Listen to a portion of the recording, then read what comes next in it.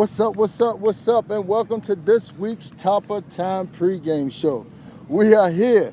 Hey, just because we lost last week, it don't mean that we're going to fall back. We're going to keep the intensity. We got Drip with it. He's super exclusive this week, man. He just stepped this game all the way up. But Drip, how you doing today, brother? You call me Drip. I appreciate that. That's your new name. Yes, sir. I dig. I ain't mad at it. I feel good. I feel good about it. Look at it. You blinging, dog. You looking good. Yeah, you looking good. Thank you. Yes, but sir. Coach. Yes, sir. All right, we're going back to last Saturday's game, Yes, sir. man. Mm-hmm. A heartbreaker, but nonetheless, it's not that you can deal with it, but the things that you learned from that game and that you saw that your team do, I think you guys will be able to pull a lot of positives from this game.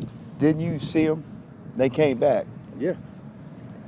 Their backs were against the wall, 35-14 at halftime, and they kept fighting. They did. And that's what I want. That's what I want for my men. I want them to never relent. Always come back. Always keep fighting. Always leave your feet to make a play. And that's what we did, both sides of the ball. Sorry for the cursing. He good. I mean, he act out. He let him live. Yeah, he's good. He's playing ball. So offensively, defensively, we found a way. Coaching, we found a way. And these kids never let go. Yeah. They always held on. And 42-42 with a minute left. Hey. Damn. Yeah. I mean, game of inches. One thing happened. One play. Yep. One play changed the whole dynamic of the game. Absolutely. But, I will say this. I told it. The halftime adjustments were fantastic. Johnson and the staff, you guys made a great halftime adjustment, and you held your Heritage in check for a little bit, man. And I'm going to tell you, talk about that offensive line, because all year long, George White had a lot of time to throw that ball. Be honest with you, though. Yes, people have to step up. Somebody goes out, you step up. You're next. You make a play. And on the real, we had Nick Watson. Yeah. He had to step out. COVID tracing. He doesn't have COVID, but tracing had caused him to set out. And people step up into that role, and they protect George. But imagine if we're not making any excuses as to why. No doubt. But still, it is what it is. The world is the way it is today. Yeah. But we stepped up. We protected George. Now George got sacked more than he's normally sacked. Yeah. Heritage is who they are. Yeah. They're a good football team. We weren't able to run the football as well as I wanted us to run the football, but Heritage is who they are. No doubt. We found a way. Yep. We found a way. And so let's move forward. What's our offensive identity?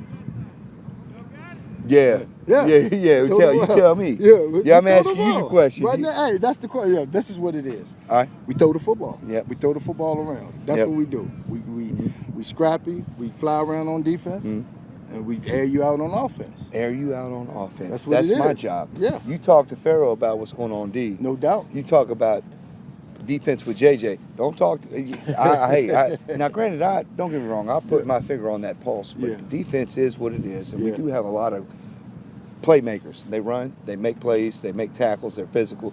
That first defensive play right out the half when Mikey T crushed him. He put little Rohan, he put it on him. Yeah. Now offensively on that other side of the ball, we kept on figuring out. And it was almost, I wasn't like we were drawing up plays, because we weren't drawing up plays, but we had all of these variations off what you already got.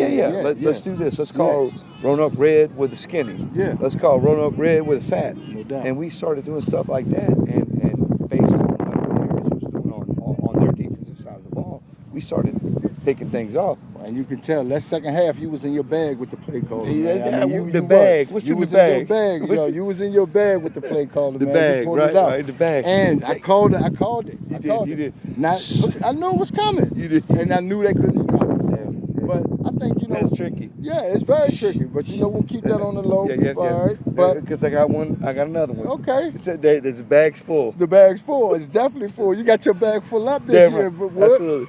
But listen, I'm gonna tell you, the whole thing about Saturday's game was you guys grew up a lot. You got some great things that you can take from the game. But that's over. One game, we won't see Heritage no more again. And me as a coach, again, you never will want to have a time when you lose a game, but if we was going to lose a game and learn this much about a team, then I would be able to take that if that's going to help us along in the playoffs. And that's exactly what's going to happen. Mm-hmm. These last two rivalry week games are going to prepare you for the playoffs. Absolutely. But you know what? That's dead. That's done. Congratulations to Heritage. They won, but, you know, congratulations to the Hilltoppers, too, for the effort they put forth. I love it because we shined. But I hate a moral victory. Yeah, moral victories is, but you lose on a moral victory. It's a moral victory. Yeah. We showed what we could do. Yeah. We did what we could do. And we tied it up and back on it. Hey. We ended up losing it. Ran out of time, bro. Ran out of time. That's all. Yeah, that's the moral victory. Yeah. You ran out of ammunition. Yeah, you ran out of moral victories bullets, don't mean nothing, but really, I understand they don't mean a thing. Mm-hmm. But in the long scheme of things, yes, sir. I think that game right there. Well, didn't it show the character? It showed a lot it shows me two things. It shows me that them guys can come from behind and win games. Yep. They're explosive enough to do that. Yep. And two, there's no quit in them. Man, it's no quit in them, and you can't ask for none of that much more from the team. No team of mine is ever going to have any quit. No doubt. You know, I know you. No doubt. You don't have no quit. No doubt. And you know me. Yep. No quit. Yep. They follow the leader. No doubt. You've raised them. Yeah. You've coached them. They didn't quit on you, did they? No, that's ain't. not an option. No. It's not an option. They're not going to quit on me either. So, yeah, EC Glass is where it's supposed to be. Yeah. Would love to be 4-0. Yeah. They did leave their feet to make a play. They did. We were an inch away from being 4-0. Yeah. Now we got to put that behind us, just like you said. Yeah. Scrap that and don't let Heritage beat you. Liberty's next. Liberty's next. And you know what? We had a great practice on Monday. Yeah. They came out, and now granted, we talking to Heritage and talking to my kids. That's a hard-fought game on a Saturday. On a Saturday. You don't have much recovery time. Yeah. And so now, 24 hours away from a Monday practice, what are my kids going to do? And we're back with Coach Brian Farrel, a.k.a. Buff, Big Bro. What's going on today, buddy? Hey, everything good, man? Everything's good. Yeah. Oh. So, tough loss last week, but hey, the boys showed us a lot of guts and showed that they can overcome a lot of adversity. Yes, sir. But one of the things, like last week, we was talking to Coach about the defense, man. He talked about how lining up and, assignment football is like a big key to what you got going on. And the resurgence of the defensive line, man, it has to be credited to you. So just give us talk to us a little bit about, what you've been doing and are you pleased with the progression? For the most part, yes. We are young, so, being young, man, it kind of, trying to break old bad habits, so to say, that, some kids generate. But for the most part, I'm happy and I'm excited for where we at. I think we still got a little ways to go, but the progression has been good.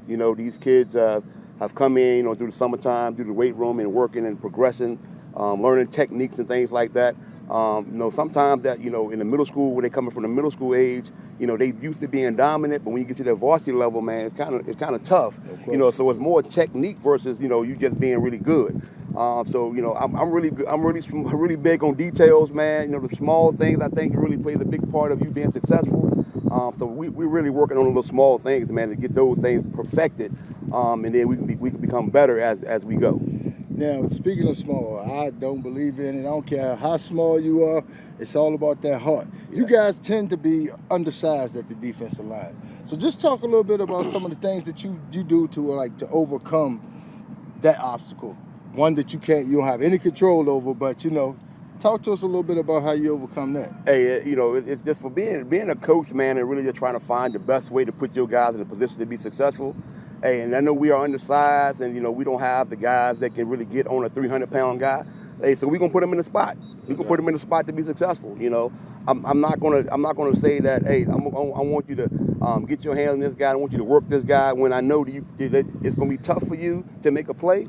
So I'm like, hey, let's put you in a position you can be successful and go from there. And hopefully that will build confidence as well. For these D linemen, man, say, okay, hey, coach got me, so I can trust coach now. Yeah, I'm gonna do my thing for him now. So it makes a difference, man. It makes a difference. No doubt. Well, coach, man, you guys have been doing a fantastic job. I was telling people, you hate to lose to Heritage, you hate to lose any game, period. But what you guys could take out of that game, I'm sure it's gonna be a building block block on something to the future. But keep doing a great job, man. The defensive line is looking fantastic, man, and let's go Toppers. Yes, let's go Toppers, man.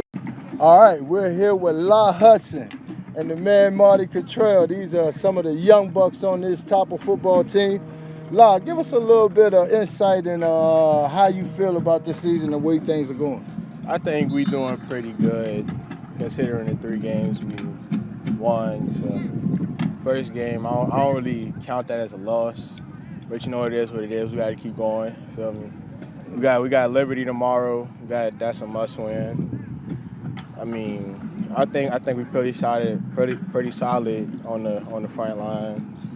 Our skills, really good. Quarterback, got that arm. We got good running backs, Get it to the outside, we're gone. I mean, we just good, man. I understand. Let me give you one. Early in the season, they were saying the offensive line might be a question mark for Glass, but I'm gonna tell you, y'all boys been playing lights out. So what do you say to that?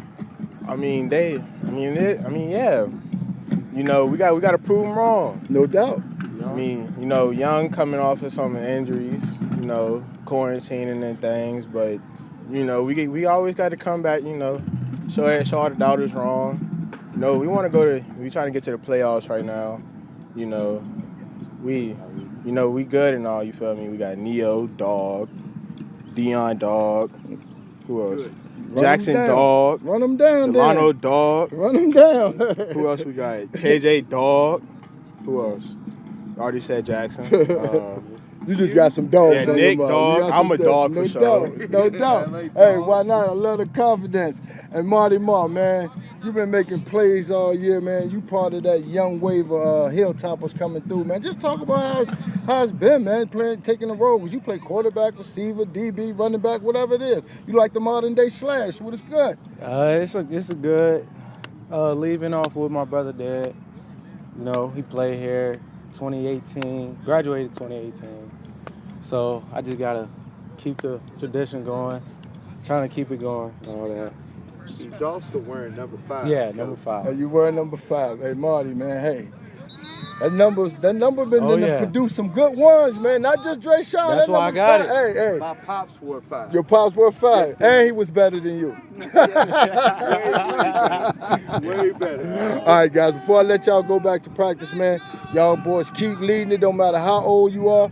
You keep leading the pack. And we want to see y'all in this, have a championship, Drake and Talk, a state championship time with the Toppers. Is that good? Yes, sir. All right, fellas, y'all get back to practice. Have a good one. Let's move on to the Liberty. Yeah, man, work. What we got, Liberty, traditionally, people, they don't have their athletes, but, them guys, they got a legendary coach up there, too.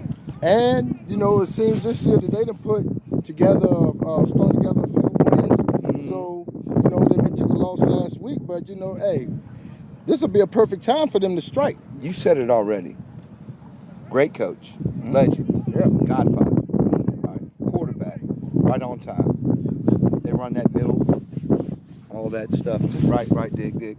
They also can spread it out.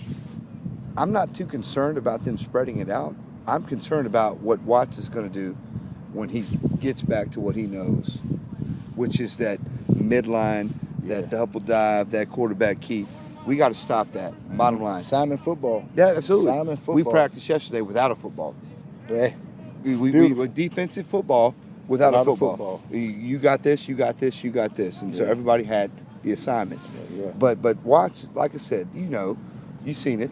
Watts is the elder. He's the one that's been in the Seminole District for the longest. Yeah. He knows what's going on with everybody. Yeah. He knows. I've coached against him for 10 years, more so than that. And he knows exactly what I'm thinking. I know what he's thinking too. We got to stop that midline. Yeah. We got to stop that double dive. Yeah. But at the same time, you got to recognize he's spreading things out. And obviously, Coach Johnson, Coach Farrel, Coach Penn, they've got defensive on lock. Yeah. Got to give it to them. Okay. I got to score some points, though. Yeah. Just because. Yeah. I don't care how many they put on the board. I got to score some points. But still, though, Liberty, you go down to Bedrock, Yeah. always strap it on. No doubt. Because it's going to be wet. It's going to be sloppy. They're going to be cooking hamburgers. They're going to have the smoke over top, the hamburger smoke. I want a hamburger. In the middle of the game. Yeah, Huh? like damn. Yeah, and they got all this smoke hovering over the field, and we got it. You know, it's different. It's not like City Stadium. Yeah. It's old school. It's good. I mean, it's good football. It's knockdown, drag out. It's punch you in the mouth type football. But are we gonna punch them? That's the goal. That's the goal. We got to punch them. Yeah. Well, Line of scrimmage. well, the biggest game of the year because it's the next game, Coach. Absolutely. Absolutely. Who's next? Who's next? Yep. This has been Drake and Talk with Coach Drip Woody, the drippiest. Drake and Talk, top of pregame show. Jesus Have a good peace. night. Yeah. Thank you guys for watching Drake and Talk. Be on the lookout for more exclusive content. Like, share, subscribe. Drake and Talk out.